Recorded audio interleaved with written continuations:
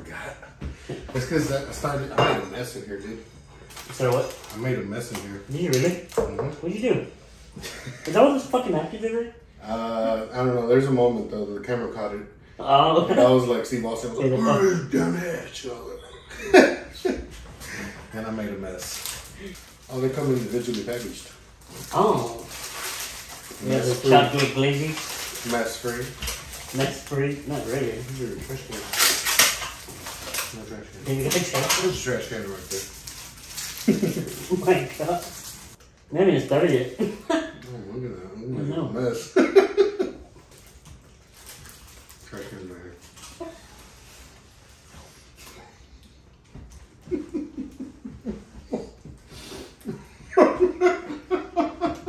Fucking hell. Combination. It's a weird one. Like all the chocolate in my mouth is mixing up with the drinks. Or like chocolate in my molars. Hey. Or molars. I don't know. I just looked up big words to say. It's in my wisdom teeth. Fuck, I gotta burp. What's stopping you?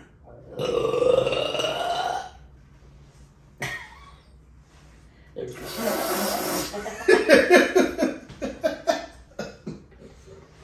Oh shit. We're keeping all this.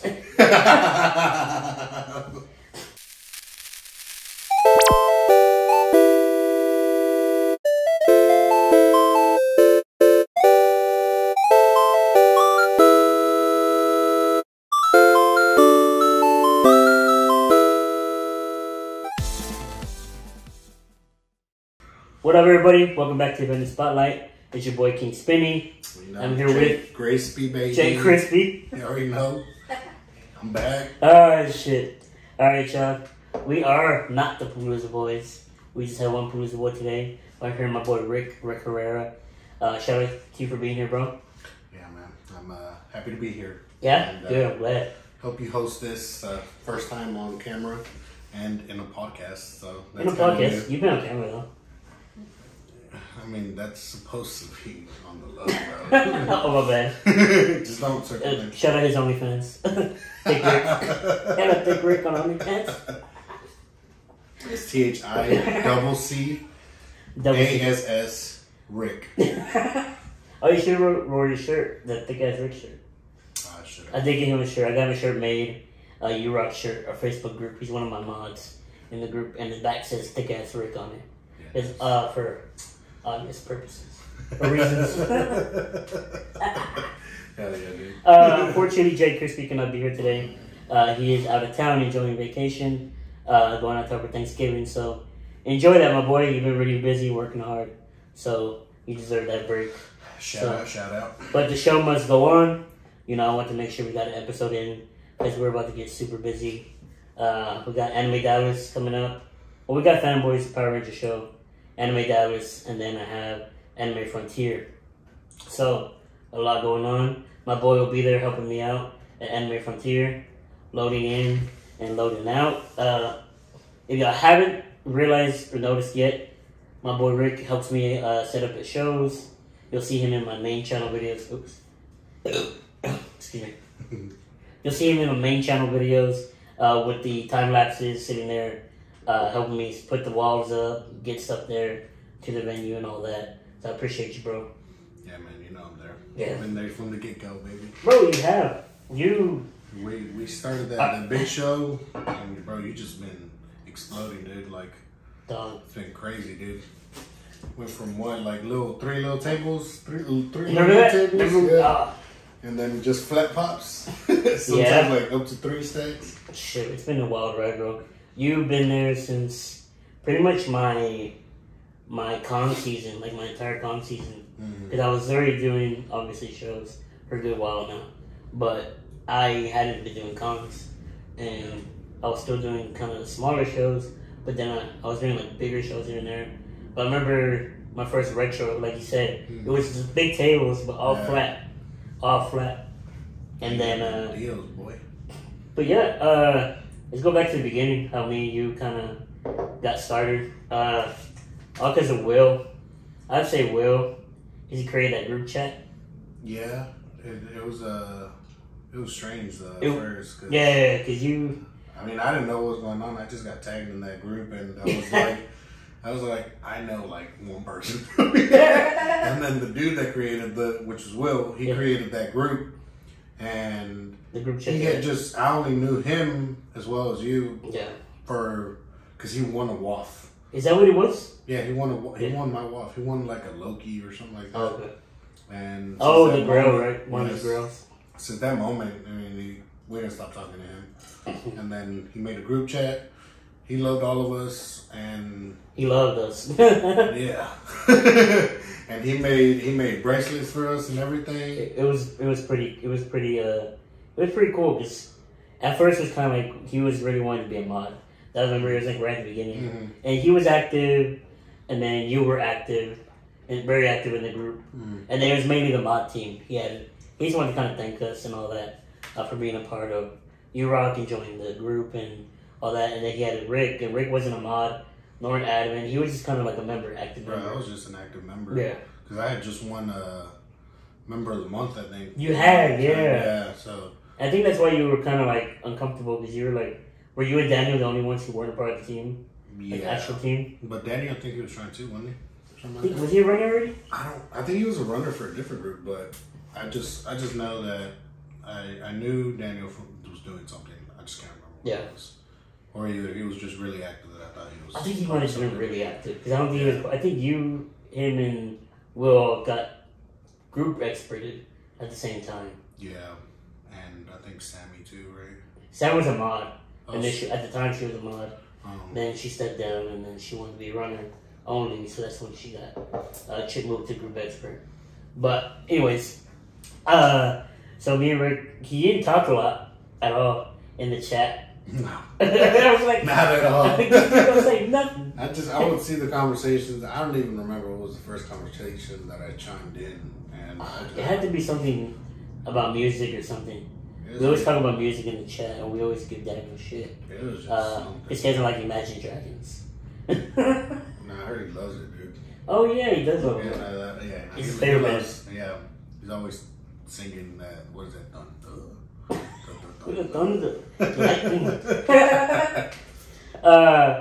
And then you came over because you won something from me, or you bought something, or the Mikasa trade. Was that it? When you first came to the house? That was a little bit later. Was it? Yeah, that was definitely. Oh yeah, because we filmed that video. Yeah. So we were already comfortable. Yeah, we were comfortable with each other at that point. I think it was. I mean, because first time I like met you, I think was at Retro. Either that or the coldest episode. Like coldest. It was probably actually you did come to the first Year Out show at my mom's.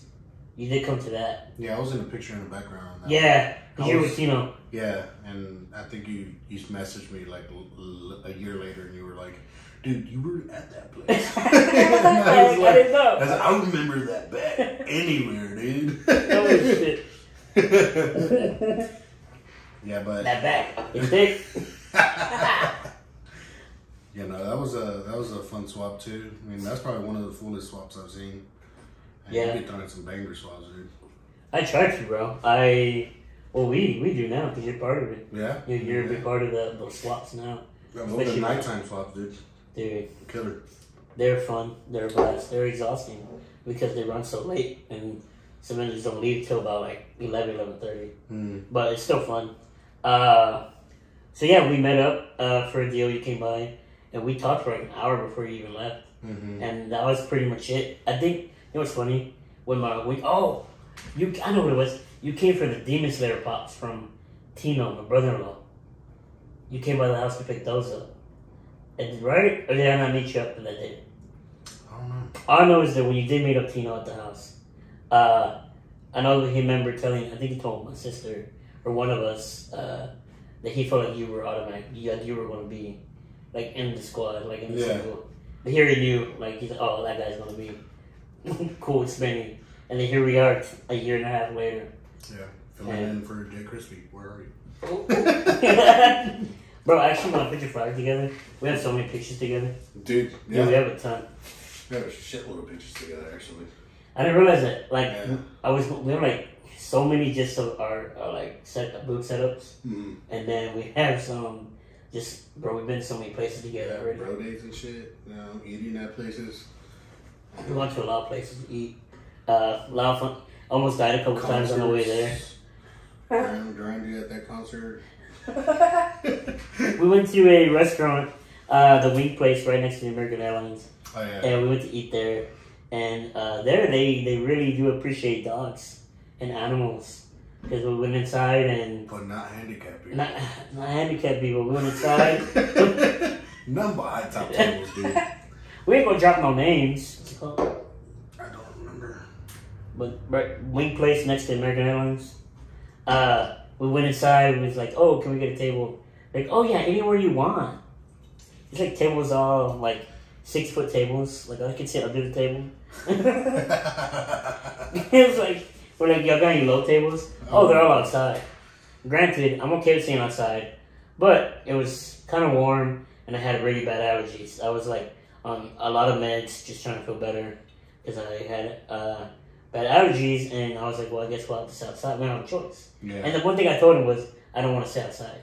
Before we went anywhere. Literally went in there right before we walked in and noticed that there was like tables that were just taller than us. Like, made no sense. So we go in, they're like, oh, there's no tables, you gotta sit outside. Okay, whatever. We sit outside. We set the table, and then we get past like 3 times. No one had said anything to us. Here comes a lady with a dog bowl, and she takes it to the person with a dog like 2 tables down. And I'm like, I guess dogs get treated better than handicapped people. Yeah, I think they came afterwards. They're like, were y'all helped already? It was like, oh, I don't think so. Like, no? Like, oh, okay. It was fine. Service was okay. She was cool. It was good. It was good after that. Food was good. Yeah. Wings were pretty good. It was just... But they need to definitely invest in shorter tables on the inside, because some people can't sit on the inside at all. With 6-foot tables. They're tall. Nah, I can like rock climb up those tables. Maybe they should just like invent something like where, because you know they can like make like not a stool, but like a little ramp that puts you. You know how steep that ramp would have to be. I say about like 3 feet. Oh no, that's really straight down. Sorry, no, not my fat ass. Oh, lock it, straps. You need all that just to eat there? I just go sit outside. It's too much. Give me a booster seat. I take booster seat, please. I ain't like 10 booster seats stacked. You know, like the crate challenge? Climb up each booster seat just to get to the table. That's what I'm saying. We should do that. Oh, man. But that's really good. Shout out to Edgar for the cups. The vendor spotlight cups right there. He made those for us. So I have mine, Jay has his with him. So, but anyways, back to the how we started, dude. You've been like, we talked about it before. Like, there's been a lot of growth for both of us, like in the past, like what, year and a half. Just because you've been a part of it. Like, I don't think I'd be where I'm at if you weren't there for a lot of these shows. Cause like Command Con, you helped me price for that show because I was behind. Because I got in the week of. Yeah, that was the randomest thing, too. Dude, well, because I missed WeebCon. And then we're like, oh, well, you're already saying we didn't get in. And I was kind of like, nah, we probably won't get into Command Con. Because I was waitlisted. And I don't think I'd get in the week of. And like literally like Tuesday, the con was what, Friday? Yeah, Tuesday we got it was a 3-day, right? Yeah, it was 3-day. We went Thursday, right, to set up? Mm-hmm. We went Thursday, we put the griddle all up. And then Friday, we put up all the pops. But yeah, like that show, most recently Retro Expo, you helped with that. And then just a bunch of other shows. Remember that one show in Arlington with Dad, where he wanted to put everything, like, everything priced from like 0 to the top tier. Oh, he wanted the grills in the middle. Yeah. Oh, that was Arlington. Yeah, the Arlington Comic Fest. Yeah, and I was just staying behind, bro. I was like, I'm gonna let him do his thing because he sat down. I was like, "You good?" He's like, "Okay." He said, "I'm gonna do my thing. I'm gonna let you do your thing too." It was helping That's that funny. wall, but he was on there. He was there for a good minute. Wow. Placing the really expensive pops with the really cheap pops too. Yeah. He said, "This is the line of $5. Yeah. Here's the line of 10." And then he's like, "Oh, why is there $20 Is right there? here? Yeah. This is supposed to be 15." And then stacks, like hard stacks, would be like right in the middle. It was funny, man. It was. I love my pops. He's a big help though for the shows, for all the. He's been there most every time that I go and help. Yeah, since the start of con season, he's been there too. He's been supplying the truck and helping us with all them cages. Some cages. Heavy. Oh, they're not really that heavy. Yeah. But they do be pinching you. The Bridle. Oh man. Dude, they pinch so bad. Especially when you're trying to line them up. Or just pick them up. Or just pick them up. Yeah. Like, you pick up 2 or more, Yeah. you gotta be careful, man, because you be pinching your fingers. Because he wears gloves, right? I think he wears gloves when he uses. He does. He offered me some, but I'm like, nah, my hands are like Oh, man. made gloves. Here we are. They pinch me. Ow. You never complain. No, we don't care. They are heavy though, and they do pinch. Even mom's like, yeah, those suck, but they're necessary. You gotta pick them up one at a time for sure. Yeah. But so what you think, bro? Like you experienced cons now from the very beginning to now. Some of the smaller ones to the bigger ones. So I mean, we've done the whole backyard swaps. Those backyard swaps, I mean, they're cake now compared to They're easy. to everything that happens. Yeah. At cons, big events, expos like that. Man, it's a whole nother animal. It gets super busy. Yeah. They come in waves and they just don't stop. Especially on the busiest days, Saturdays. Yeah. And Saturdays are crazy. But it's so fun, dude. You just meet some new people. Yeah. New people that are either getting into collecting or they've been into collecting, and they also love to dress up. I love The cosplay? Yeah, cosplayer, bro. Freaking awesome, dude. Yeah, I love that stuff. Did you see were you at WeebCon? The first WeebCon? No, I wasn't. No. There was some dude dressed up as I'm pretty sure he showed up to other shows, but he was Chainsaw Man, and bro, it was fire. Yeah. No, I haven't seen anything too. I guess that would be very extravagant, like compared to the other ones I've seen. That was one of the cool ones I've seen. And then do you watch My Hero? You watch My Hero, right? Yeah, My Hero. Yeah. You know Hux? Mm-hmm. Hey, the dude did cosplay as Hux, and his wings actually expanded. What? When they came out. Yeah, they came out. That's freaking cool. And they came in. Yeah, they're cool. I was like, I don't know how he did that, but it was so dope. Yeah, I kind of fell off that show, but yeah, that sounds pretty dope. I always talk shit about My Hero, but it's gotten better. Season 6 is fire. I know you ragged on it, like. Dude, I still don't like. It's not exciting. Okay, I still don't like it. There's no saving it. Okay, I still don't. I will never say it's a top 10 anime, but it's. What if it gets to that point, though? Bro, it would need to go like 10 seasons, because season 4 and 5. Well, 4 was good up until after what's his name? I always forget his name. See, he's forgettable. Deku? Huh? Deku? No, not Deku. The bad guys. He's Overhaul. Oh. Yeah, up until Overhaul, and then it was like the festival, and then the Gentle Criminal. Oh, dude, spoilers, dude. Spoiler alert. Oh, well, if you haven't seen it. Season 4, then okay. Like you should have been watching. It's been out. It's been out. It's not my problem. So that. I haven't watched ET, dude. What the hell? And season 5 was low key ass, cause like they spent like 10 episodes just for like the training with the team, class A, class B, and then I don't even remember. Oh, then the villain arc. The villain arc was pretty cool. I think that was cool. I think villains are like probably the coolest shit ever, dude. Yeah, well, villains. Yeah. Probably the coolest shit ever. Yeah, for sure. Like, I mean, they just make everything so much better. Talk a little louder. You talk louder. You don't think this microphone can hear me? I don't know. I can barely hear you. I have a hearing problem, so I don't think it. That makes sense. Villains are cool. Fuck it. Let's get to that. What's the best villain in anime? Ah, dang. I thought you were just going to say raw. Okay, we'll go to that next, but let's do anime first. Oh, man. You obviously have a best villain overall. Dang, best villain overall in anime. Man, if we're gonna have to go like, no, because he's not even a villain anymore. Who do you want to say? I was gonna say like Vegeta, popularity wise, but I don't even care for Vegeta, bro. Like, oh my god, yeah, unpopular opinion. Yeah. But I don't know. Shout out Vegeta. Yeah. Cheap plug. He's a hero now. he's a hero. Yeah. Especially in the manga. He's like out helping mannequins. Oh, the drink. Mannequins, I don't know. Water He's helping mannequins. It's water different, bro. It's orange water. Hey, well, who? Oh, man. No, I'm stuck.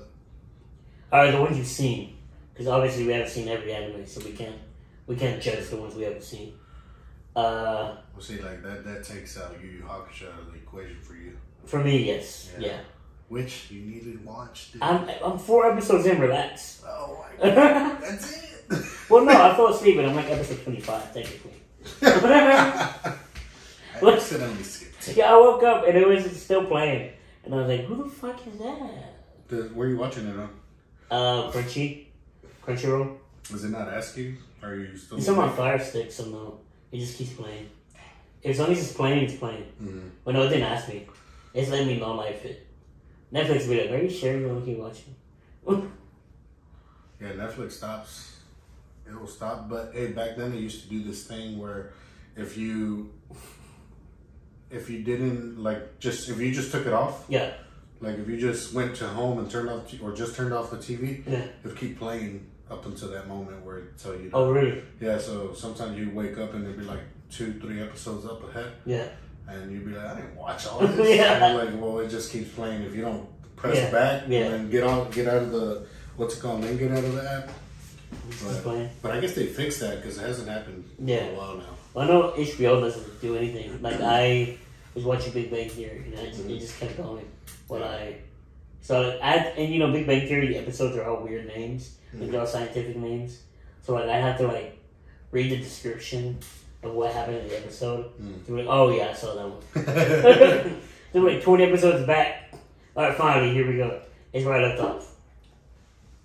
All right, let's say your favorite villain overall, not fact, but just an opinion. My favorite villain,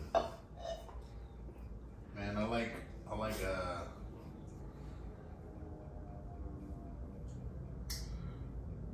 what's his name from Inuyasha, Sesshomaru? Is that how you say it? Sesshomaru, yeah. Yeah, he's I haven't even watched it, bro. You haven't seen Inuyasha, dude? No. And that show's so nostalgic to me, dude. It's I haven't seen it since I was maybe like 20, maybe or something like that. But man, that show. Why you gonna make it for old, bro? This is only 20. And it used to be like when I was 10 and stuff. 10 years ago. God damn. I'm 26 and I was age is hitting different now. Age is hitting different. Like almost 10 years out of high school.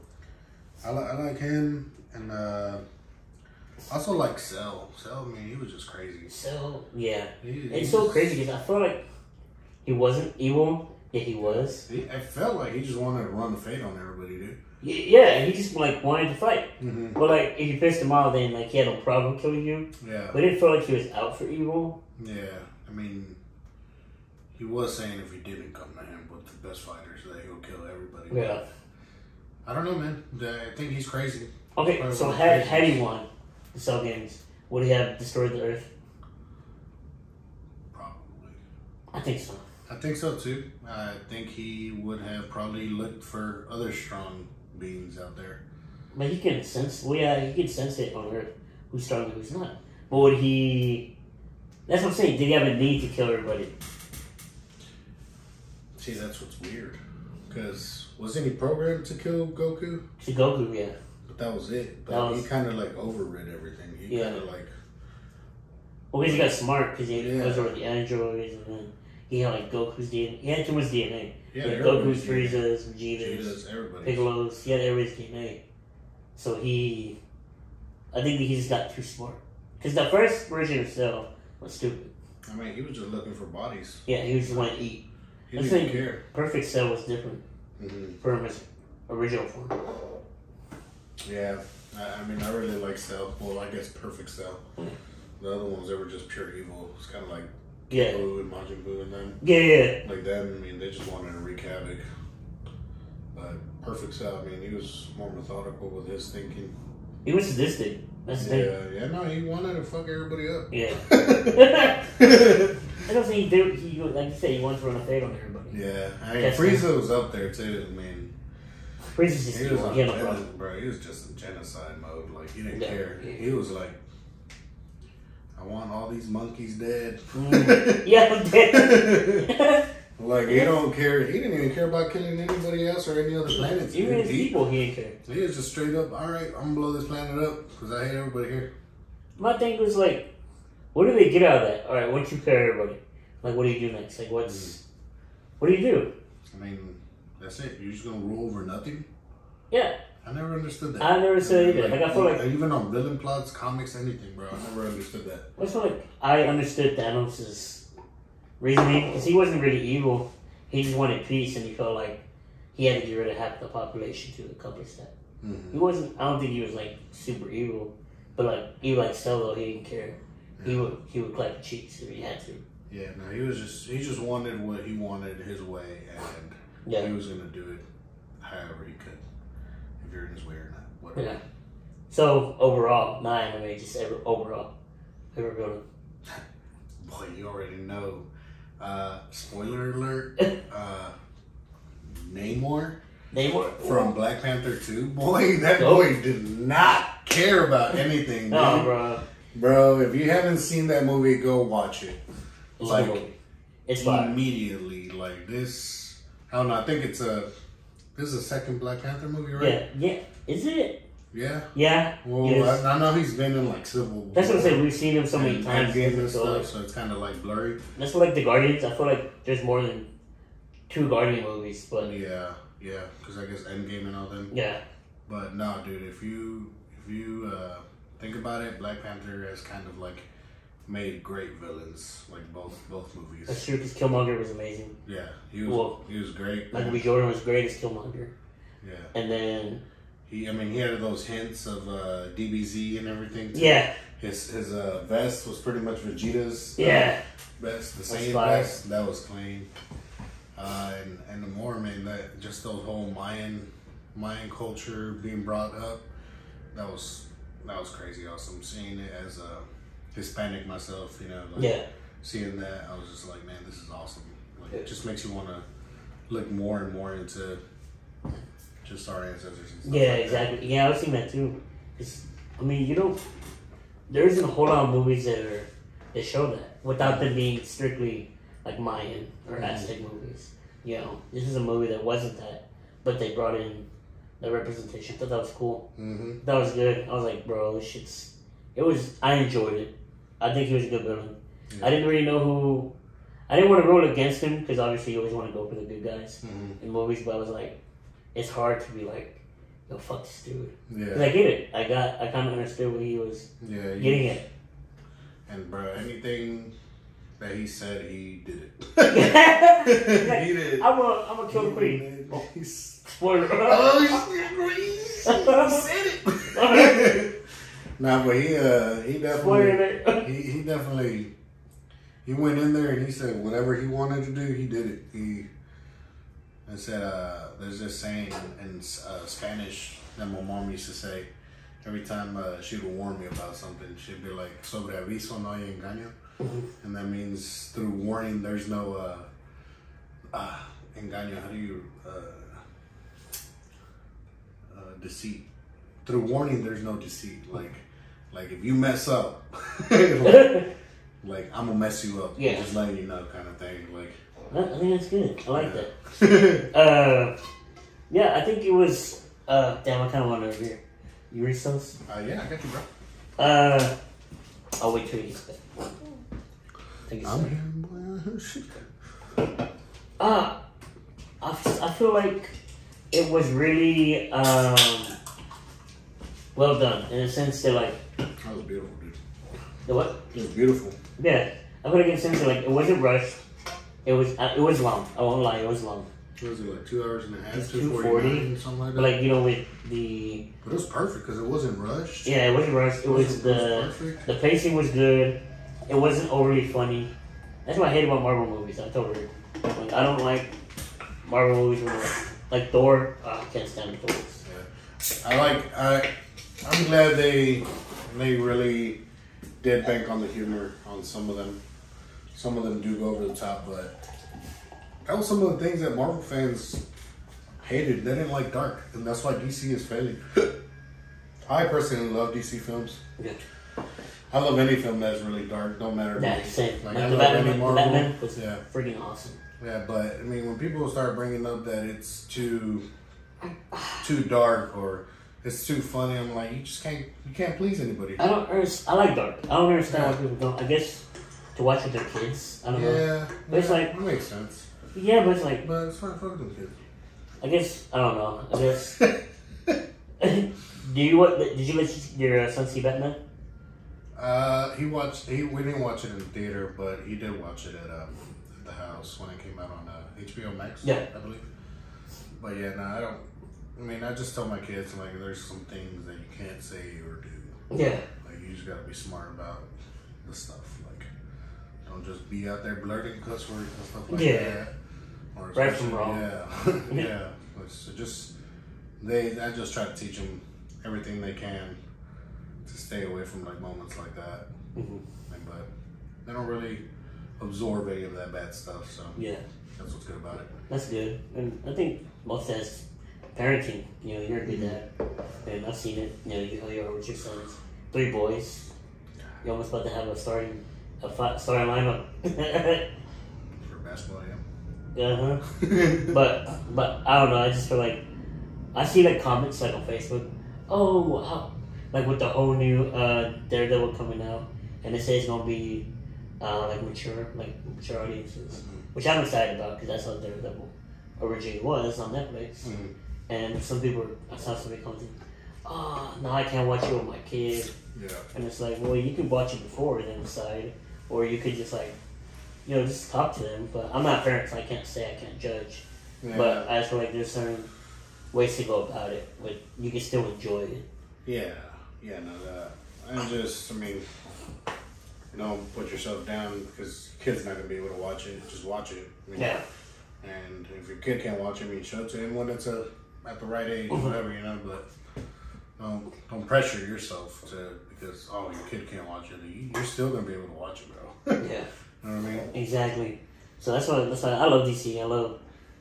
Some of the movies have been kind of bad. Yeah. The whole Flash movie just trying to come out is super disappointing. Well, I think they lost their Flash, didn't they? He went crazy? No, yeah, but is he still casting? They still have his ass. Like, they're like, oh, we're doing reshoots. Like, I thought he kidnapped somebody. Bro, he did. I just know he's been assaulting people. Multiple restraining orders. Yeah. And he's still not getting arrested or cops called on him. He's still not kicked from the movie, bro. That's what sucks, man. You can't be Mexican or African American and doing that stuff, bro. You get arrested so quick. Oh, dude. I'm not gonna say it. I don't know. But y'all know what I mean. Wow, it's true. So I don't know what they're gonna do. I thought there were talks to bring in the TV Flash for the movie role. Mm-hmm. But I think he's just done with the role. I really like him. I do too. I think he's good. What's his name? Grant. Grant Gustin. Grant Gustin? I think he's gotten better. Like, originally, I was like, Well, I just hate the show. The show kind of, I don't hate the show, but I hate what they've done. It's felt very repetitive, but that kind of makes sense with the whole. It's a rom-com. He can travel in time, type of shit. Yeah. But I guess that's what makes sense. It just everything just goes back to point A, and it just keeps circling around, and it's the same thing. Somebody's faster than him, and he somehow gets faster than them or outsmarts them, and then back to it again. Yeah, well, I think that's how it should be always, but it's like, how is somebody always fast? That's why in Dragon Ball, they get to like the god level, yet there's somebody out there now all of a sudden that's stronger than that. Like, where were you, bro? Like, yeah, like, how are you always... Like, I understand the deities and the gods and everything. Like, I understand them. Like, they're hidden behind the scenes, you know, but... And then they finally got their attention. But, bro, what was that arc? It was right after the Frieza saga, Namek and all that. In Dragon Ball? Yeah, the worst one. Garlic. Oh, garlic. Yeah, we talked about this with Chuck Huber. The garlic saga. Oh, my God, dude. What did he say about it? He enjoyed garlic because he played garlic. He played garlic. Sorry, Chuck. This is nothing against you. This is about the writers. he does feel like it's... Cause I brought it up. I was like, is it a lost arc in Dragon Ball? Mm-hmm. And he felt like it is. He felt it's a lost arc. But he thinks there could be like a resurrection for him maybe in the future. But like in a better way. Yeah. But I just don't... The power scales are just so off, bro. Yeah. And that arc, it didn't make sense at all. Because he was a previous villain, and there's just no way he got that strong. Especially when zero knowledge of what just happened in Namek. Yeah. They were on a whole nother planet, universe, whatever, and they were over there fighting in Namek. Like, and how did he get any of that intel? Yeah. Or how did he catch up with them? These people got revived, bro. Yeah. Like, they got killed or beat up so bad that they powered up, and that's how Saiyans power up. There's no way that they powered up and were, like, keeping up with them. Yeah. Like, even Krillin, the weakest one, you know, like, made no sense. I struggle to remember the arc itself. But wasn't there, like, Magic Ball, too? Where, like, he could... I don't care about no magic, bro. you gonna run that fast. He's like cheeks. That's why, like, I remember Piccolo and Krillin faked being under his control. Like, y'all didn't just clap, like, beat him up, bro. Like, you know, but, like, he was strong. Well, strong. Yeah. Even Gohan struggled too, right? What was Goku? Goku was still on planet, like quote unquote dead. Oh yeah, that's what he was training. Yeah. He was on that planet, training to be Super Saiyan, or not Super Saiyan, but I guess hone his Super Saiyan skills, and sort of learned. Instant transmission. Yeah. Was garlic canon? Was that canon or no? I can't remember. And I don't want to sit here and break it was canon. If it wasn't. I don't know either. No? I hope it's not, though. Like I said, I hope it's not. I don't remember. But I guess it doesn't matter. We'll put a fact check on the... is it canon? Yeah, is it? I could Google it, but I don't want to. No need. Nobody cares. Sorry, Chuck. Love you, though. Man, I wish I was there. Yo, yeah. Chuck, if you're watching, I know you liked the post earlier. I appreciate that. We told you we had a friend, Rick, who had questions for you and wanted to meet you, but couldn't make it out. This is him. Yeah. I've met you before. Yeah. But it was at a con. It's Command Con. Command Con. You were only there for 2 hours. He was only there for 2 hours. Yeah, and it was a quick. You were in and out. Yeah. I highly doubt he remembered. You meet so many people. Yeah. I took a picture with you, though. There you go. And you saw my head. Great dude. He was really chill, really comfortable. Yeah, no, he's fun, dude. He reminded me so much of Chris Abbott. Chris Abbott. And Chris Abbott, they act like they know you so yeah, dude, like it's and it feels so genuine, dude. Like, it doesn't feel fake. Like, what's up, like. Yeah. Like, all right, let's go, bye. Like, they made you feel like you were wanted there for like a good minute and a half that you talk with them, you know, and they talk so much in just that minute. Yeah, they do. So, and it doesn't even feel rushed or anything. Nah. But man, it's awesome. Awesome experience meeting Chuck, Chris, them. You know, it's all awesome stuff, man. Did y'all talk when you met him? Mm-hmm. What you talking about? I was really shy though. I just told him how much he sounded like his regular voice. Yeah. His regular voice is pretty much obviously he's the voice of Hiei. Yeah. But it sounds like he's Hiei all the time. Really? It's just like a little more enthusiastic Hiei? Yeah, a little bit. Yeah, because Hiei is a little bit showed up and he kind of like dislikes everything. Yeah. But no, yeah, that voice is just Hiei straight up. And then same thing with Sabbath. I mean, it was who did I say he sounded like? He sounded like Oh, you did say somebody. dude from One Piece, Zoro. He is Zoro. Yeah. Yeah, Zoro. Yeah. You're like straight up Zoro. He didn't even go into there. Yeah. He didn't go in that booth and was like, He's like, all right, I'm gonna make this voice like this. Nah, he just, all right, let's get this done. He went in with no game plan. Okay. He tries with Piccolo and Vegeta, but Zoro, I mean, that's just you, Chris. I love it. Like you said, they're so personable. Chuck was really cool, when he came to the house, and he just started setting up. I'm like, you need anything? He's like, I'm good. All he asked was like for a table, and that's what he had. We had a tablecloth there, but he put his own tablecloth. And then, did he? Oh, he might not have. I don't remember actually. I might be lying on that part. I just know that he set up everything the way he wanted it set up. He wanted to help. He's like, I got it. Put everything out. And then I said, yo, his line was long, bro. Because you weren't there. His line was long. It was into the house. And then, come like 6 o'clock. It was about an hour. And Jay had just got there. I was like, okay, cool. Because I was going to have to run it by myself if Jay couldn't make it. But he did make it. And then, so I went to Chuck and I was like, hey, bro, 30 minutes, like 6:30. Yo, we'll go. Let's get it going. And then it was perfect timing almost. Because right at 6:30, his line was done. But me and Jay were still kind of setting up stuff. So, like, it was more like 6:35, like 6:37 when we pulled him. And he just got people in line. So he signed them all up real quick. And then came in and we went at it for almost, an hour. So we started about 6:45, went to about 7:45. It was cool. It was dope. And, Will was there. Yeah? Yeah, I know that, and I wasn't even there. Everybody knows that. But it was a good time. I wish I was the man behind the camera that day. Yeah, I wish you were too. No, I'm not saying I wish you weren't, Will. I'm saying that you were really excited to be there because of Chuck. And, it was a bad. You want to call him Hoover or Chris. Chuck's just like, who's Chris? Hoover. Like, Hoover, damn? But, no, it was a lot of fun.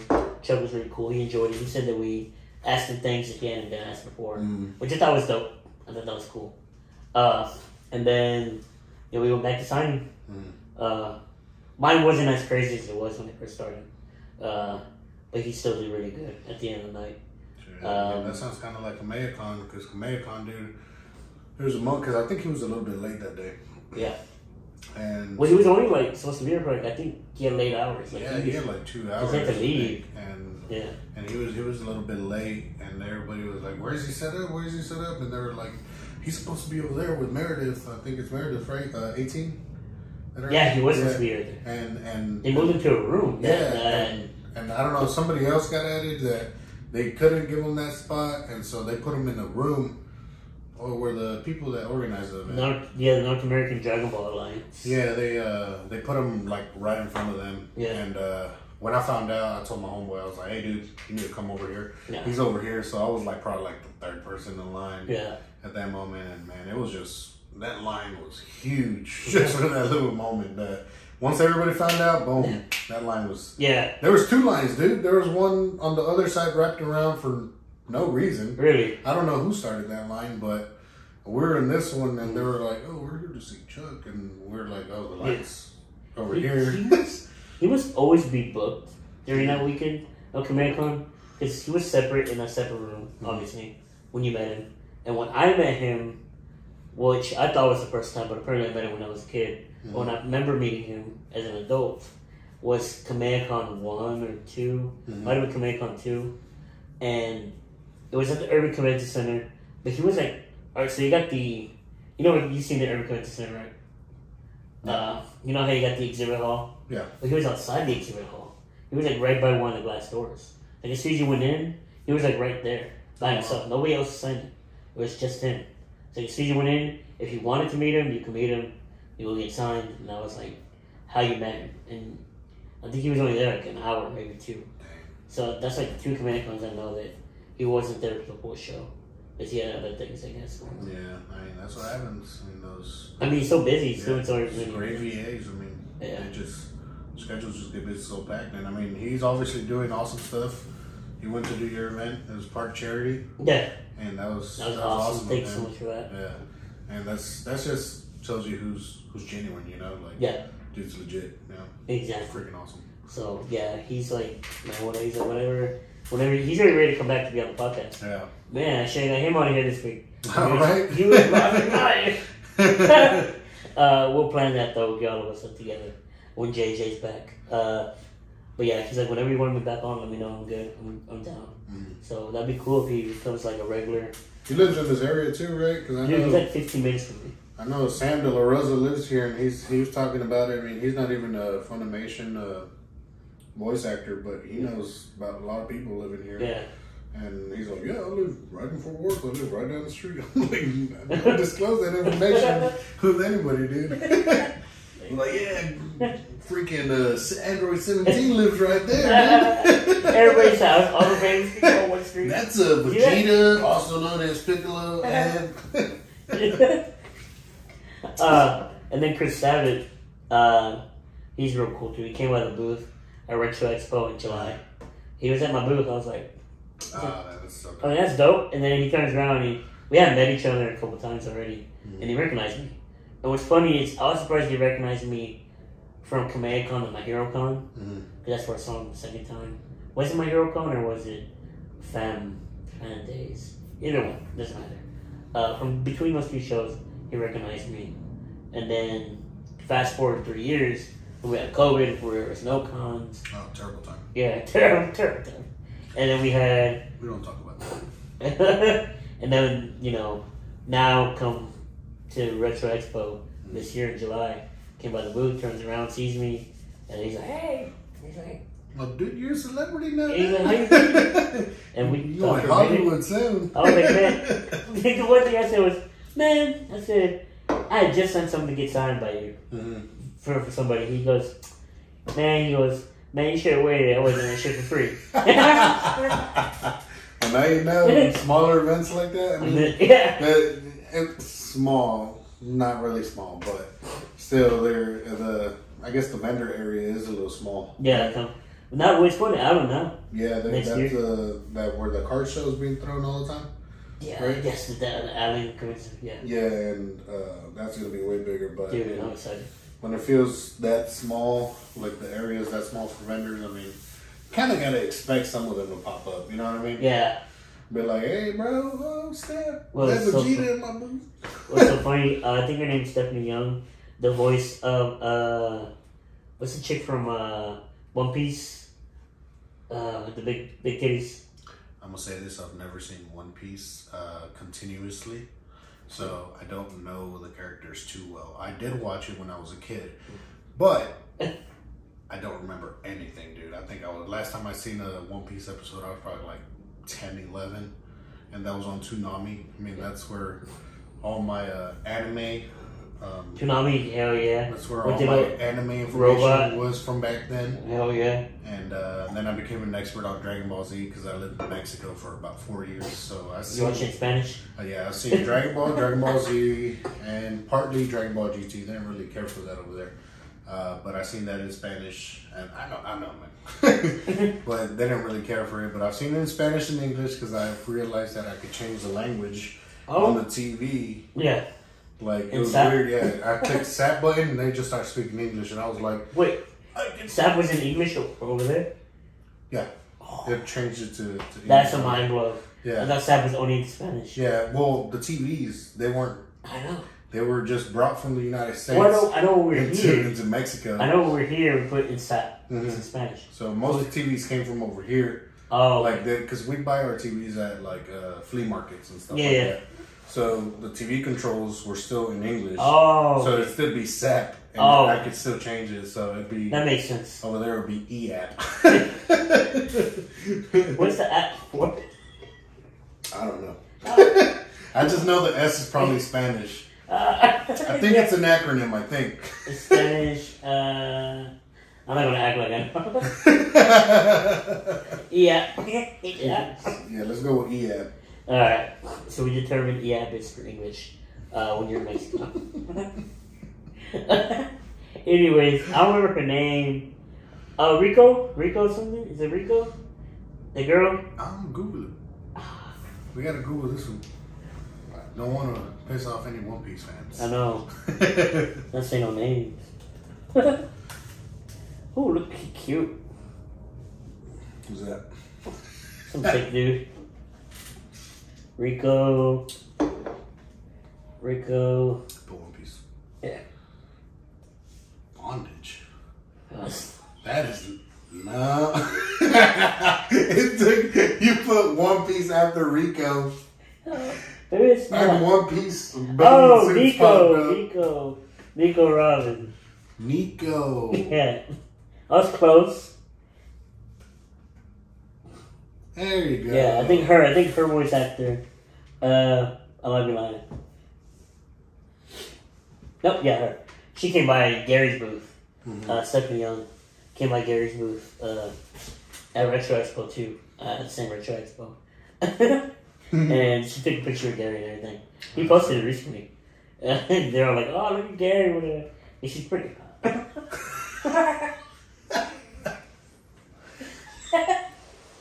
And Gary's like, smiles, taking a picture of her. Yeah, it was cool because she bought something. She went into the booth. Yeah. She was already pretty much over. Like, why don't you come to my booth? So walk right over. Right across the street. You should have said something here. Hey, come see the handicap guy. But no, she was really nice too. Some of these voice actors, man, they're really cool. Just depends who you meet, you know. I just think, I mean, not saying that all of them aren't cool, but but there's come a moment in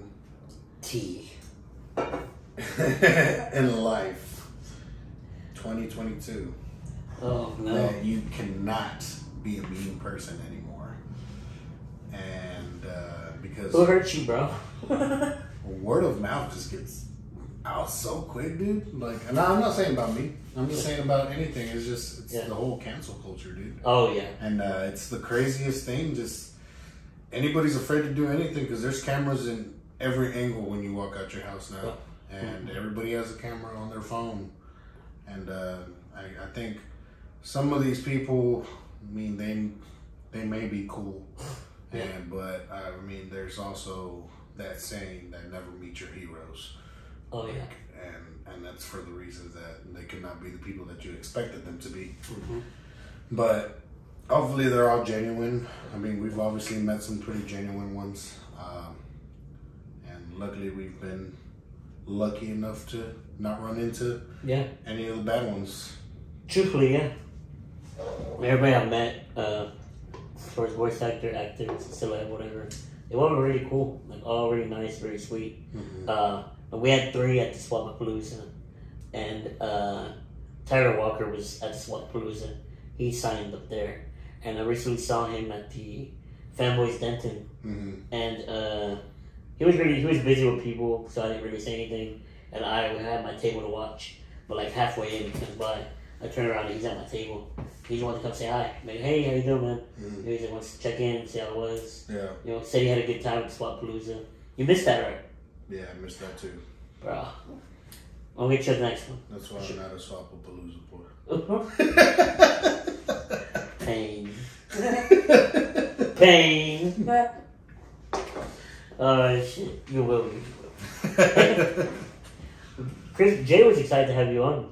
I said, hey, I think I'm gonna get Rick on. He's like, oh, King Clutch Rick. He's like, oh yeah. He's got mad respect for you too. Because he knows how much, like, you care for me and, like, what things me you've done. Like, I always talk about you to JJ. You know, he knows you're my guy. So he's like, man, he reads people, kind of like how you read people. He reads people really well. And he's like, I like that dude. He's like, he'll be there, like, you know, whatever we need or not. You know, I need or just, he knows I'm there for you too. So he's like, that's a good friend to have. So, but he was excited when I said you're going to be on there. So I think you would have liked to be here to like be here with you to get to know you. But we'll do it. We'll get you back on. Right now, today you're my co-host more of a than being interviewed. Yeah, I was like, I'm not a guest today. I'm technically the host today. Yeah. I'm like, don't be so nervous. I was like, oh, okay, so I'm not. We're just really gonna talk about anything. Wow. I mean, I could hit you with some hard questions. I'm okay though, but pet peeves in the punk community. Let's go. Pet peeves. Man, it had to be the flippers. I mean, obviously we resell, but most of our inventory is pretty old.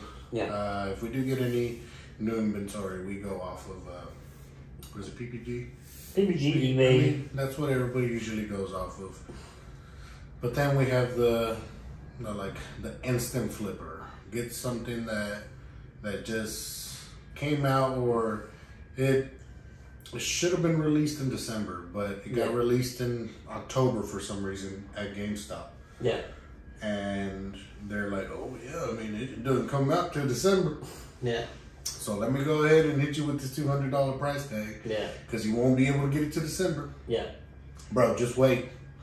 You're gonna get it. Funko right now is mass producing. Mm-hmm. Yeah. Stock is tanked. Yeah. There's not gonna be a moment where the only ones that will actually keep any value would be like con stickers, and even those, bro, they're like pretty much even tanking now too. Yeah. Because again, mass producing.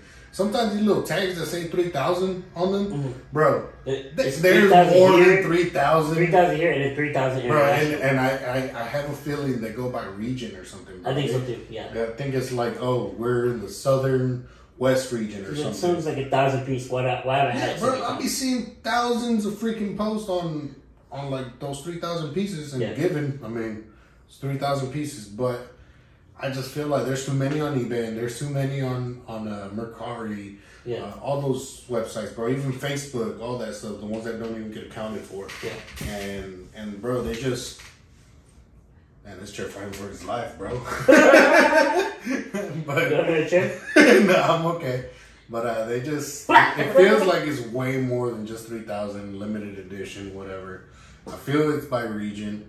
I don't know. I mean, nobody's debunked it. Yeah. Nobody's going to be like, everybody that has one come out and we'll count them. If somebody does, I don't really follow. Yeah. If they have, sorry. Yeah. Send us a link or something. I'm not in all the Discords. You know, when I'm not doing Funko stuff or just like vendor stuff, you know, stuff like this, I try to not pay too much attention anymore to, you know, it, because I need a break. You know, I need to get away from it, because then it consumes you. And I don't want this to be like everything I do.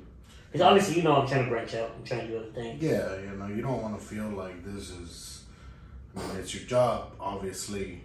But, I mean, you don't want to lose that love, dude. Because, I mean, like, you're one of the great vendors out there still that are genuine, and they keep everybody happy, and they try to help them out. They try to help them out, even if you don't got a piece. You tell them, hey, hit me up in like a month or something. Or if you see me at another event, ask again. Yeah. Like, I make it a mission to try to find stuff, but it's hard to remember everybody who wants something. Yeah. So, you know, sometimes when I see somebody, if I know I have it, and I'll be like, oh, hey, I know, remember they asked for this like a month or two ago. If you have the inventory at home, you'll grab it. And, and hey, I'll see you tomorrow. You come by tomorrow, I'll have it. It's just one of those things where like it does sometimes get overwhelming when like somebody's like, hey, do you have this? I'm like, well, DM me so I know to look for it. Make sure when I do have it, I can find it, that cool message. But like sometimes people will hound you like the week of, and it's like, well, I said I look for it, but like it's obviously in storage, so I gotta go find it or just try to make sure I have it. So it kind of gets like where it's like, well, now it's like I'm getting bombarded with messages like, oh, you say you might have it. Like, well, especially being in freaking big events like you've been, bro. Yeah. Like, hard to keep up. You see how much stuff we have. And so much I usually know what I don't have. Like, I know what I don't have. When I have stuff that I know I might have had, but don't remember if I sold it, that's where I'm like, oh. But, like, I can know, like, what I have not gotten. Any, like, Pirates of the Caribbean, like, all those are sold. No, I don't have any more. people are asking for Harry Potter. I know I have Hagrid in the hut. You know, that's all I have. And a Ron Weasley. That's crazy that you don't have that much inventory of Harry Potter like that, though. Because when I do have it, that is like one of the biggest lines there is. I know. That Star Wars. But nobody wants to sell it. You know, it's hard to find those lots. I mean, it's getting to that point where everybody's selling lots, bro. Like, yeah, everybody's trying to kind of buy lots, so pick it up, resell it in their way, and that's what my whole opinion on resellers. The culture, it's I get where like the collector comes from, where like they don't like resellers and people wait in line, but I mean, I get it. You know, it's a hustle in itself, and I guess what you pay a booth fee, they're paying in time, waiting outside of the stores. So it, you know, kind of, there's a balance there, right? And it's easy to complain about flippers, but for me, it's like, well, what about the people paying? You know, they're just as much as fault. Because they're not patient enough to wait for however long. At some point, it's. I mean, I guess if they're willing to pay for it, like, that's fine. I mean, we're not gonna judge you and be like, "Hey, dude, why'd you do that?" Now, this pop that's gonna be like $20 next month is gonna be on the high rise for a while, but I guess some people just gotta eat, man. And that's the thing. Some people. That's how some people really do. You know, like I said, my opinion's changed on that, and I kind of got respect for it. Where it's like, if you can really put the time in to sit outside stores every single day when new stuff comes out, whether it's shoes, cards, pops, whatever you're flipping, then you got some dedication and you're doing it in your own way. And I mean, as long as there's somebody paying it, can you really hate on it? And, you know, at the end of the day, they're making it's cool. Money. It's just a quick pet peeve because sometimes you want to like I've been like, I can't remember that bleach pop. But I mean, I've been trying to help you get that one because I know you want that. That's to say you're trying to keep it bleak, but or even the GameStop employees, they be trying to be fishy and stuff. Like that. Like, you want to talk about worse, that, bro? You want to talk about that? Don't gotta drop any location. I mean, I don't even know his name, but so I walked in there and what's that name of that pop? Oh, the Ultiora. Going from Bleach. Bleach. So I walk in. I don't really walk into the stores. When I go look at pops, especially the GameStop, I don't really go and tell them that that's the thing I'm walking in there for because I don't want to seem like I'm starving for it, you know. But I walk into that GameStop. The dude, he's like, "Oh, can I help you with anything?" I'm like, "Nah, I'm just looking at games real quick." And so I start walking by the pop section, and that's when I guess he realized that he's like, "Oh, he's got to be in here for some pop." And he's like, "Any pop in particular you're looking for?" I'm like, "Oh, well, I'm looking for that new Bleach pop. I've been looking for it for a friend. But it looks like y'all sold it." And he's like, "Yep, sold it to me, myself." I'm like, "Oh, that's cool, man. Well, you're lucky, and you're one of the first people to see it in the inventory. So, lucky you, you know?" So I was like, "That's cool, man." And I was going to leave it at that, whatever, this and that. And he starts explaining to me, like, I don't know, stuff about the game that's pretty false. And I was just like, "Yeah, dude, I mean, I don't buy into that. I don't have FOMO, and neither does this dude. I mean, my dude, he's a reseller. Like, he goes to shows and sells at cons and stuff like that." He's like, "Yeah, but you gotta understand, it's like 2 months before it comes out." And I was like, "Yeah, I still don't care, man. In 2 months, it's gonna come out." And he's like, "Yeah, but you also gotta see it's technically a winter convention, so it's gonna be only a limited amount." I'm like, "I don't believe that at all." And he kind of like got quieter and quieter as I kept on answering him. And he said, "Yeah, well, I mean, it's still going to be limited to an extent." I'm like, "I believe it. But, I mean, you have an Itadori up front that was, from that fall convention or summer convention? And, I mean, you still have that up front, and it is now almost December. Like, and he's like, "Oh, well, yeah, but," I'm like, "Yeah, man, I don't pay those prices. I'm not going to pay $250 for a pop." And not from an employee of the store. They're selling it for resale. And obviously taking advantage of the system. And like, to some extent, I'll care. Like if I knew that pop is going to be very hard to obtain, I might pay that, you know, to help out a friend and stuff. But when it's coming from somebody that just seems real scummy, and I just told him like whatever, and I started getting more and more info about this guy, and he said something about his manager has a Hollow Ichigo, the GameStop exclusive, which is what is it at now? Like 600, 700? Yeah, it's like 6. Something like that. And yeah, the pre-release, not the pre-release. I'm sorry, the GameStop one. The GameStop one? Yeah. And he was like, yeah, my manager has it. If I ever buy it from him, I hope he sells it to me for like 300, so I could sell it for like 1,400. And I was all like, that's the moment I knew this guy was slowly trying to sell me this bleach pop, and I was just like, yeah, I'm not gonna fall for that. So I just told him that's crazy, dude. Walked away. Yeah. Started looking at the PS5 area, and he comes out from the back, and he's holding the pop, like he's literally holding the pop like this. He goes, hey, is this the one you're talking about? And I'm like, I'm literally like, I'm like, yeah, that's it right there. But he thought he'd like reel me in a little bit more and be like, oh, give me like $100, you know, like. But he didn't ask me anything like that because he knew that I didn't care at that moment, and that I wasn't gonna pay no $250 for a pop like that. And I was just like, that's just real scummy, man. Like, if there's anybody I dislike more than just a flipper that's out there trying to create FOMO, it's definitely an employee that's taking advantage of a system like that. And yeah, I'm not gonna name drop or whatever. There's a way to quote unquote flip stuff, and there's people who know, like, oh, you know what? I know it's not gonna be worth shit in 2, 3 months, 4 months, but I just want it. I don't want to deal with the issue of having to find it. And that's cool. See, that's what some of the flippers do, you know? Yeah. They'll write that into your mind. Yeah. Ain't no telling how much the store's gonna get. Yeah. Ain't no telling if it is a limited batch. And we don't know. So you want to pay it, you can pay it. If you don't, then I'll find somebody with us. And there's a difference between doing that and creating FOMO. Where you, and FOMO, those who don't know, fear of missing out. You know, there's people who I do know some people that just feel like they're not going to get it, you know, when it comes out. Yeah, you know, they work or something during the day, and that's the only time. And that's when they get them, bro. They'll go in the mornings, early in the morning, they'll snatch them up, and boom, put them online, $100. Yeah, exactly. And there's people who are just like don't care, like, you know, I just want to have it.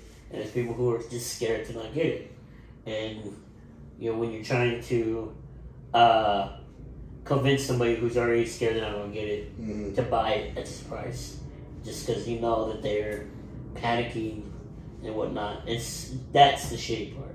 Yeah. That's the part that's like, well, it's like, you know, you could be better. You could at least that way. Well, you know, it might be a bigger release, but if you want to pay it now, you can. Yeah, no, and then they'll decide they want to make fairy right, and still feel fear into people. Yeah, no need to make any like tells, any fibs or anything like that. Like, bro, just tell it how it is. I found it 2 months early. If you want it now, this is the price. Yeah. Like, that's cool, and bro. That's completely, I mean, I respect it. Yeah, I respect the hustle. I mean, if you're out there telling me this and that, this and that. Yeah. I don't care, man. Like, even when I buy stuff from people, they're like, oh, you can get this much for it. I'm like, I know how much I can get for something. Yeah. And I know it's worth my time. Bro, you're one of the luckier ones because you could get that probably in a lot later or something for like. And that's what I do. Like, even though I might pay over retail, right? But like, if I wait for something that's coming out that I want from a personal, and I get it in a collection, or maybe it's worth 100, let's say I pay a percentage, and I got it for maybe $50-$60. You know, I still paid less than what it's worth now, and I didn't have fear of missing out on it. You know, I got it when I wanted it. There's pops that I've seen you be like, oh, I want that, you know, but I've never seen you be like, oh, I'm gonna go pay $100 for this or something, you know, like right when it comes out or anything. I know a few people out there that will do that, and they're experienced in the game, and they know that how overproduced some things get. But bro, like, I don't know, like I wish more people were like you, or they'd be like, I'll get it later.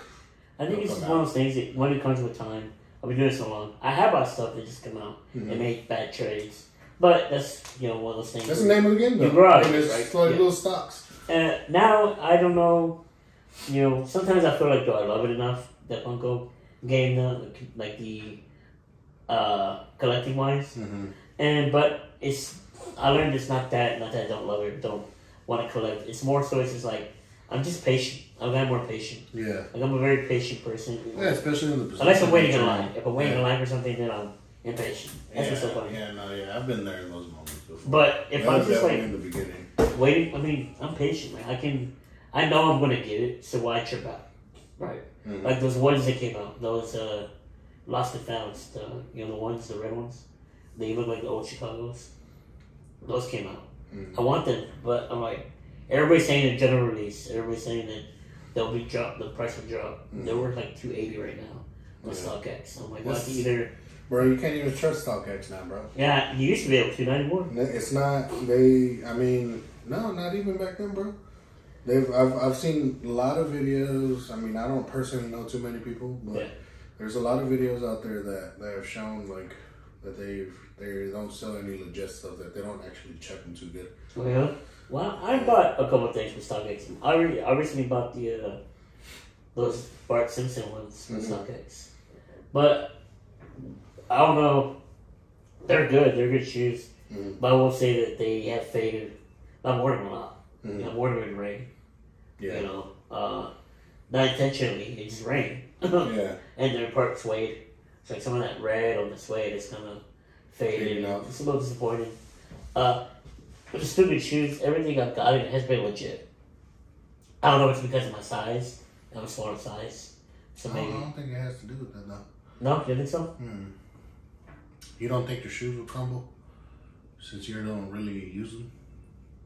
I don't know. Like, cause I mean, you're obviously in a wheelchair, and so I mean, you just. I mean, I have some shoes from 2000, 2001 that haven't crumbled. Really? No. My Cool Grade 4s haven't crumbled. They are just cracking. There's cracking. Because I know it said something about you gotta use them. Yeah, you gotta wear them. Yeah, because it like creates the wear to. Yeah. Then it holds it. Yeah. So it was like fresh. That's how I mean it, because you don't do that wear and tear kind of thing. It's true. Even though it's kind of suspicious. But a lot of my shoes are reused. You're not these, but like some of the older ones I get, I buy them pre-owned. Like they'll be BNDS or at least 8, 9 out of 10. I'm like, well, what you got on right now? These got bread on. You can't see my feet. I don't feel like taking my shoes off, but I got the breads on. The newer release. I have the 2011 or 2012 pair. But they're put up, and they're kind of small.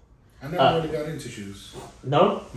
I mean, I like shoes, and I want my shoes to look decent with whatever I wear, you know, but I've never, like, sneakerhead and all that, like, I've never, like, right now, I got PGs, bro, like.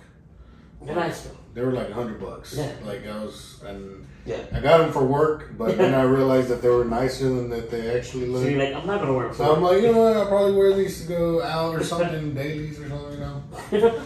and then to play basketball, and I don't like the guy that much.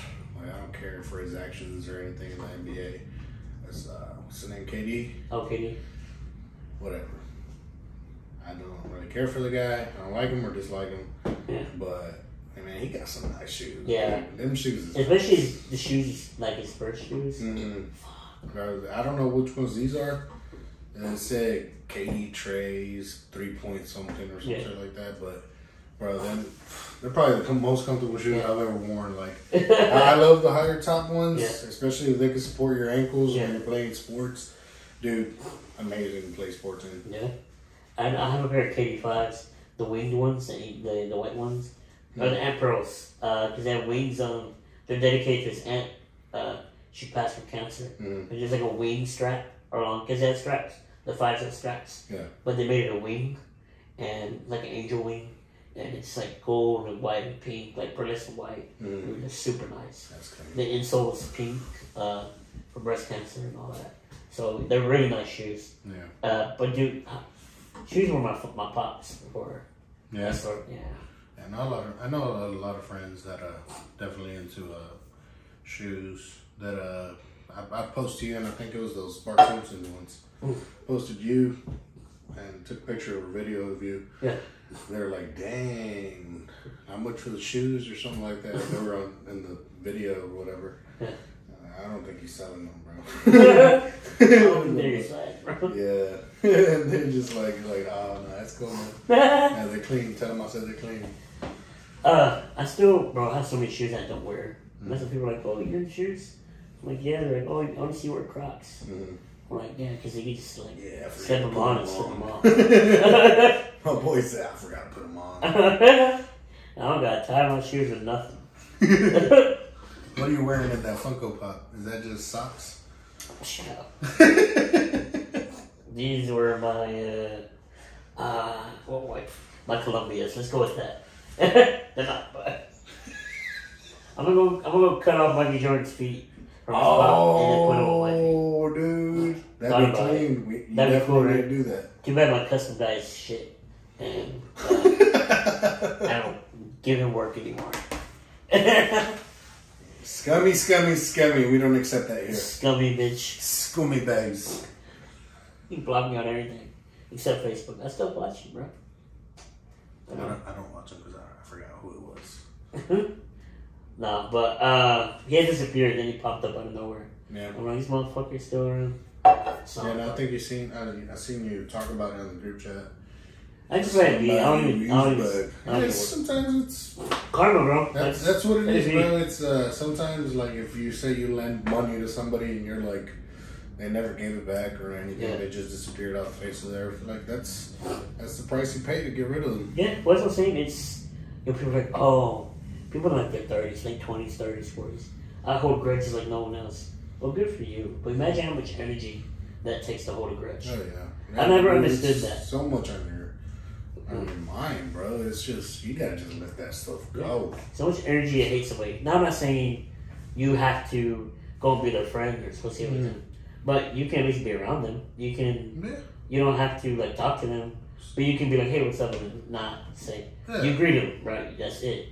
You can be in the same room with them. You can be civil, and I think that's. I don't know. I feel like that when you let go of grudges, I feel like that lets go of so much stress that you've been holding. Oh yeah, bro. Like, straight up.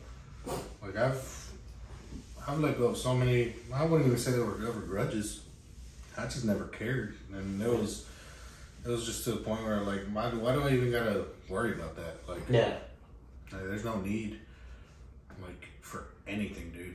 Like, and just people just always talk about it. Like, the best example I can think of is people you work with. Oh yeah. Like, people are always like, oh, I hate working with that dude. Man, everything goes so slow when that dude works, or something like this. And it's gonna go slower because morale's just going straight down. You're still worried about this, but this that is ruining everything else, and you're making this dude think that this dude sucks, and now this dude thinks that he sucks, and he thinks that you suck because all you're doing is complaining. And this and that, bro. Just let it go, bro. You just out here to get your bread, you know. Yeah.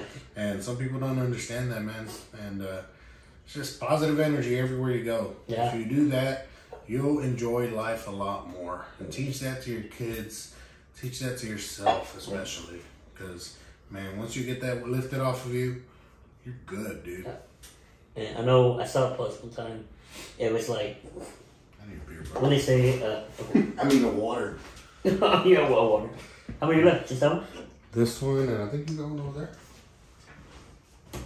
Oh no, I'm good though. But it said, the post said, be the bigger person, like quotations. Be the bigger person sounds a lot like accept the disrespect. And I'm like, that's not the case. Yeah, that's funny. Yeah. Be the bigger person means like kind of like let yourself be free of that negativity. You know, because a lot of people when they hold grudges, they're trapped by that. You know, they hold back. You know, they're so focused on hating that they don't move forward. When you let that shit go, when you just kind of like, you know what, I'm gonna do me. I'm not even worried about that person. You know, just kind of do whatever I want. Move forward. You know, you notice that you start to flourish. You start to do other things. More opportunities come, and more relationships come too. Yeah. You know, you start to really see people for who they are. When you meet people who are genuine, you know, they want to be in your life. They want to be a part of it. That believe in you. I mean, you know, that's so much more important than you hating somebody who keep burning that bridge or something. You know, yeah. like, nah, bro, just go find another way around. Go open another door. Yeah. Do something else, man. Just stop worrying about the past. Yeah. And past obviously defines some people, but man, you can't let that define you. Exactly. Especially if it's something negative. And in addition to that, I'm not against also people kind of letting people go either. Mm-hmm. Like I feel like it's good to not hold a grudge, but it's not good to hold on to people who you might think are holding you back, or maybe just negative for you. Yeah, that could be a loved one too. That could be your spouse right now. I mean, you could love them to death, but that don't mean they're not bad for you or something, you know? And you don't get a call. What the fuck you say on the podcast? About wives? It's funny because she was messing with me before we came over here. She said she was messing with me. She was pretty much talking smack or whatever.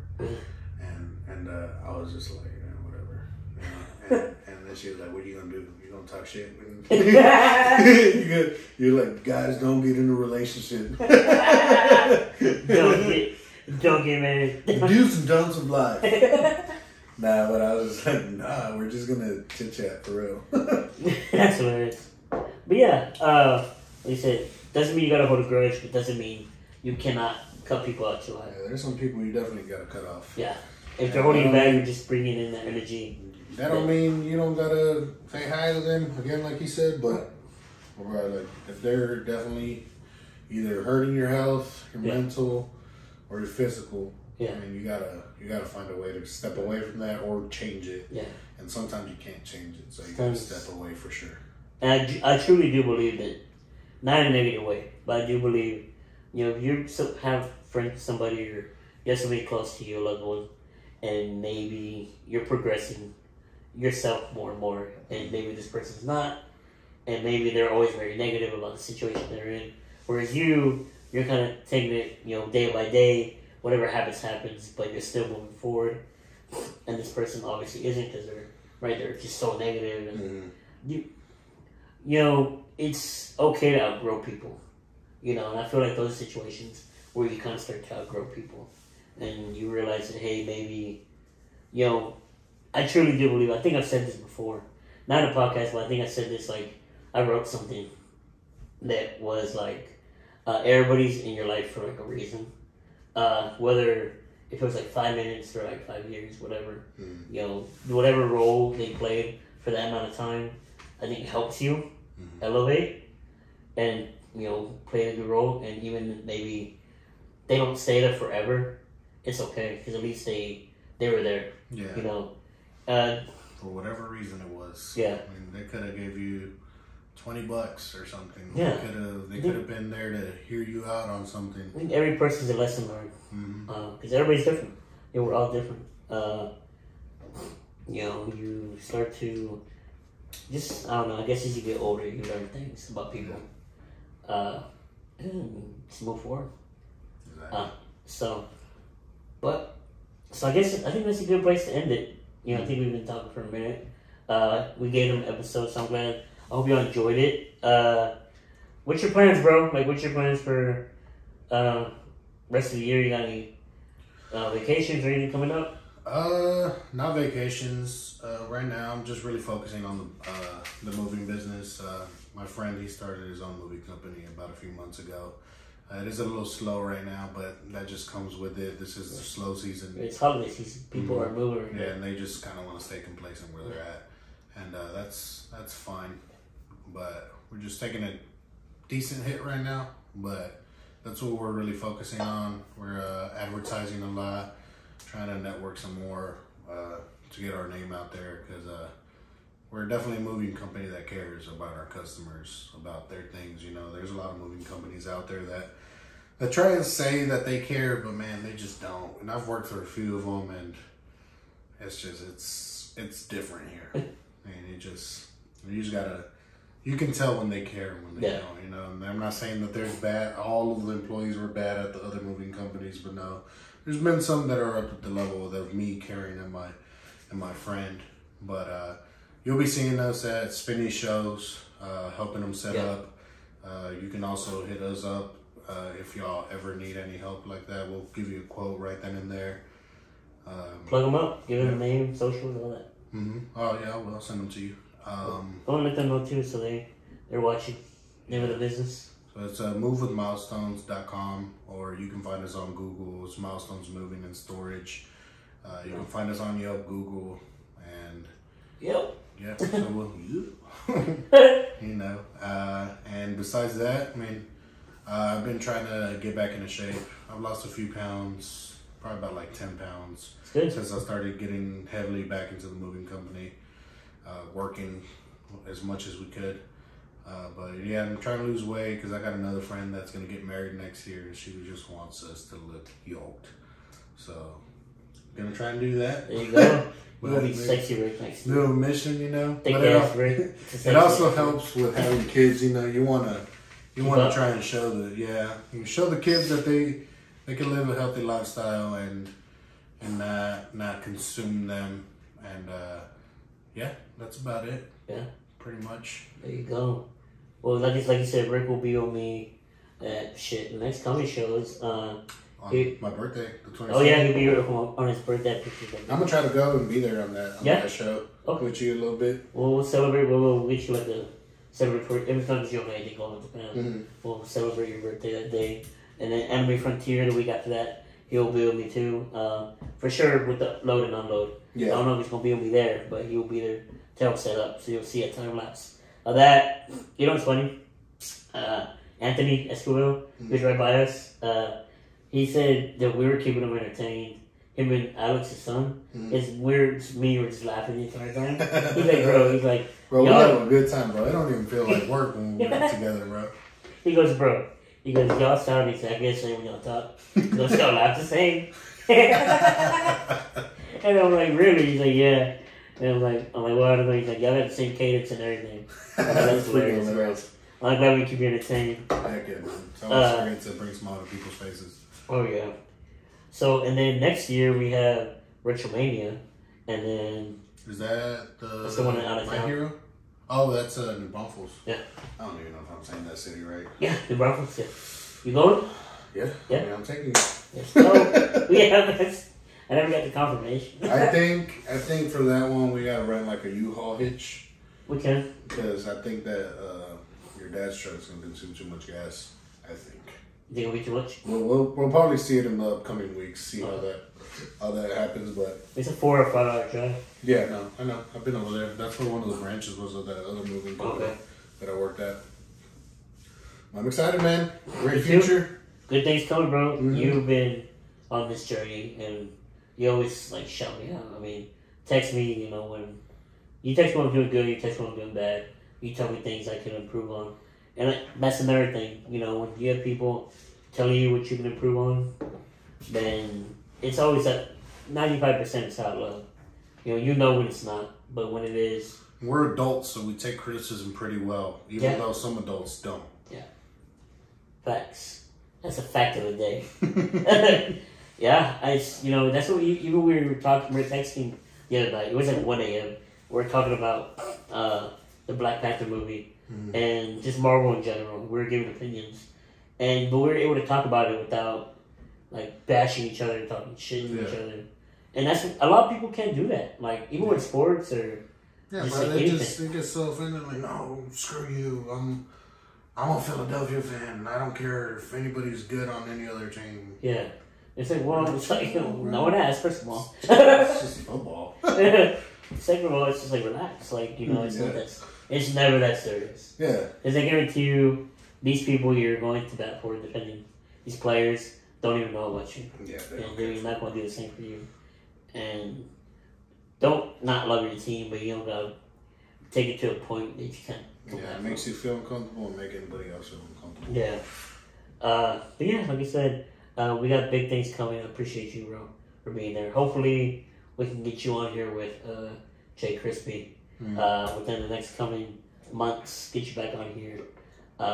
We are going to have instances where I'm not available, or he's not available, or where we just can't do it. So we will try to find a guest host, or we need to take a break that week. We will, but we'll have our regulars that will probably come in to fill in, for if we need it. And so I think you were great. Appreciate you, bro. Oh, thank you, man. First Glad podcast. to be here.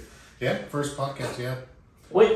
I guess before we end it, what did you think when I said we were gonna make one? Like, did you like? I mean, I was just like, no, it's not. I'm not gonna be a guest. I'm not a guest. I think. And that's like, I was just confused, and I was like, oh, let me respond to him tomorrow. Yeah, he texted me in the morning. Yeah. And I didn't text him until like the whole day later. Yeah. And he was like, so what'd you think? I'm like, oh, that's cool. I'm like, I'll do it, whatever. Yeah, screw it. And I mean, it was nervous at first, but I mean, once you get a few waters down, you start just talking about anything, man. That's hilarious. Yeah, he was a little nervous, but I was like, you want to do it? He's like, all right, sure. He's like, who's going to be there? So are you going to find anybody else? Like, Because bro, we need somebody. It's to be us, we'll talk about this, and that, and it just be us talking, but in front of a camera. Yeah. It's funny, though, because my brother, or even my cousins, we've always, especially my brother, he's always wanted to do a podcast. Really? I mean, we always have great conversations. Yeah. And they're usually very hilarious conversations. Yeah, I'm like, dude, we can do this, bro. Like, we can do this. And I'm like, well, let's do it. And then we don't do it. Yeah. And I'm like, bro, that could have been us. Yeah. We could have been, he could have been Logan and Jake Paul, bro. Now they're out there living my dream. Shit. Well, when we wanted to do it, it was, I texted Jay, we were texting, and then we're like, yo, it's right after Slugapalooza. That's how sudden this happened.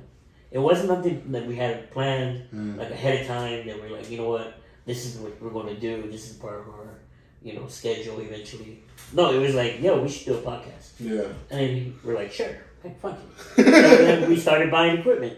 Like, we had it wasn't until a week of that we decided what the premise of this podcast was going to be, and which was the vendor spotlight. Because we had, we were, thinking, what can we talk about? We just want to talk about pops, no, that's whack. Toys, no. But when you start bringing in the community, the vendors, the people, it was like we had been posting our flyers, the vendor spotlight, and it was literally every single post, vendor spotlight, vendor spotlight, vendor spotlight. And it was like, yo, this is a perfect name. Just because, man, we can go and highlight vendors that, what we do in the community. Everybody has their own experience. And that's why I was talking to him. I said, we can even get people, I said it on the first episode, who are partial vendors, part-time vendors, who kind of do it just every now and then. He's like, yeah, he was kind of, that's a whole different thing. And I was like, it truly is. And I feel like you're one of the perfect first ones to do that, because you're not really a vendor. Yeah. But you have vended. Yeah. You have been a vendor. You set up your own booth. Definitely part-time. Yeah. Part-time.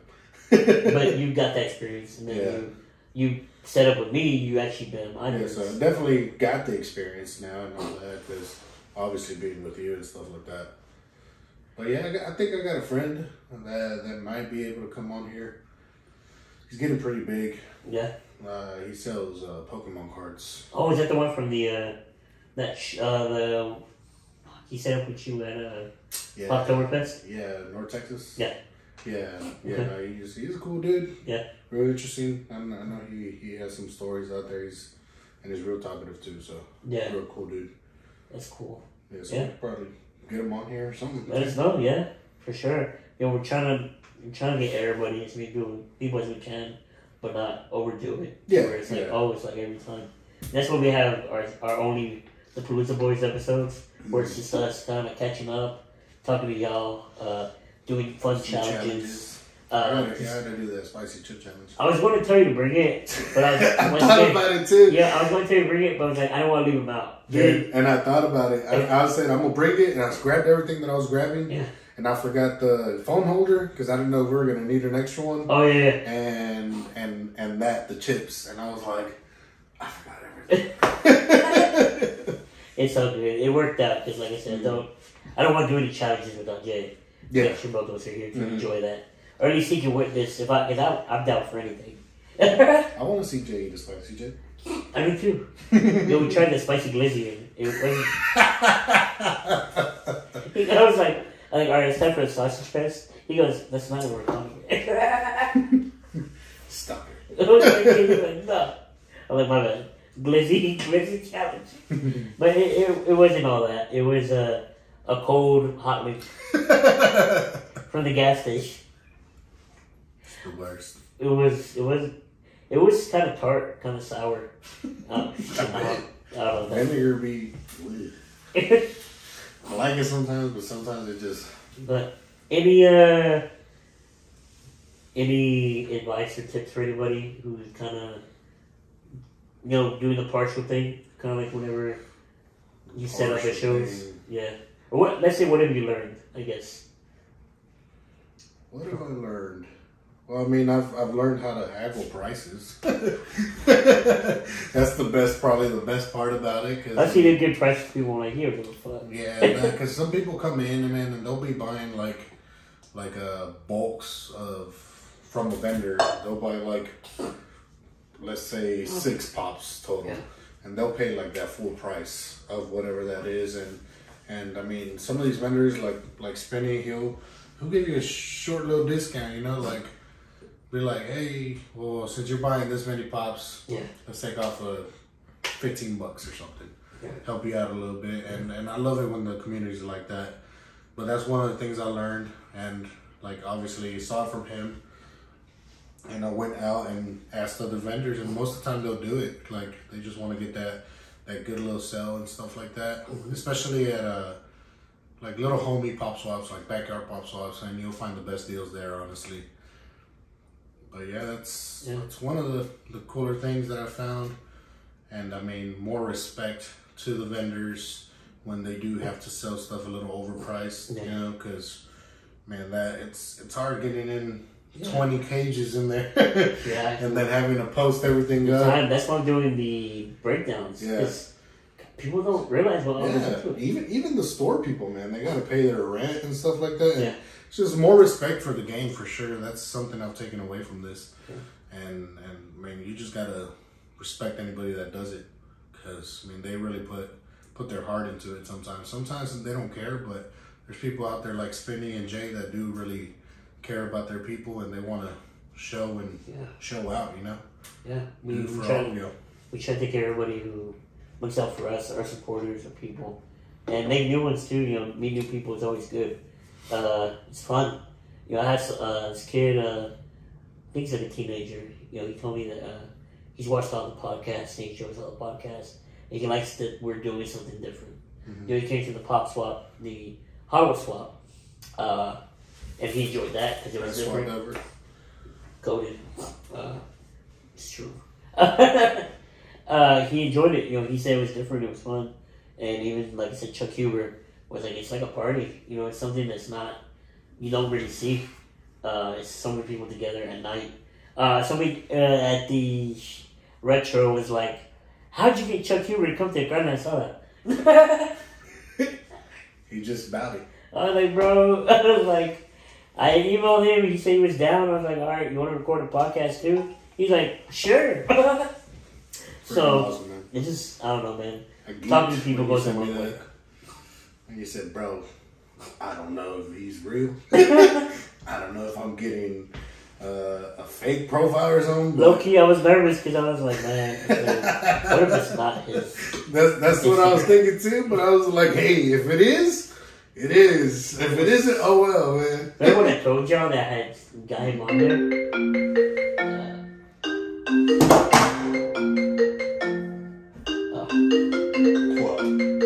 Sorry. How dare they? Gonna fall.